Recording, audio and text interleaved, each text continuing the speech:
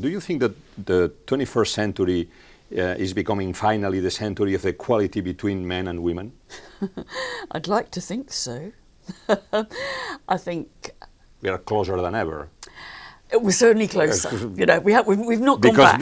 Yes, you know, because we come from a and you know, look, I have lived through a revolution in my lifetime, and you know, when I think that my mum, was quite long dead now, but she was born before women had the vote in the UK, and you know, she lived to see a female prime minister.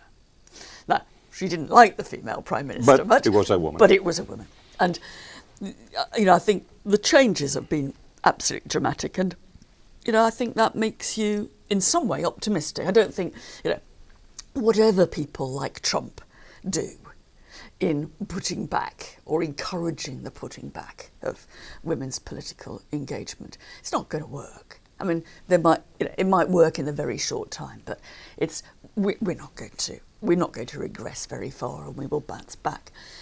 I think, for me, the problem is not that we haven't come on, and not that we're not closer to something we would call equality, because of course we are, but it's still the ways in which, despite all those practical advances and all the things that the next generation can take advantage of, like childcare, equal pay, we hope, maybe, maternity leave, etc., etc. We still haven't really changed our view that a politician and a powerful person looks like a man. You know, and a game I quite often play when I give lectures is to say to people, right, close your eyes, think of a prime minister, and then you say at the end, right, did anybody think of a female prime minister? A handful. Even when we have a female prime minister. That's what, you know, so it's as if the mental image that we have hasn't actually even caught up with reality. So power is a male thing. Power is a male thing. And I think there's a real giveaway in English, and I don't know how it works in other European languages, but the usual verb that you put with power is, you know, I wield power, right? So, you know, I wield power effectively or successfully. And you say wield in English, really weird. It's a weird word. You say, where else do you use the word wield?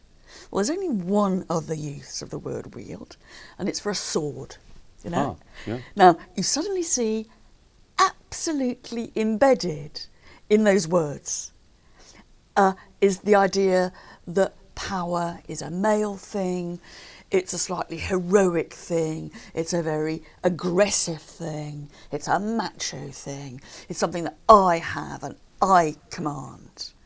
You know, and women don't wield swords.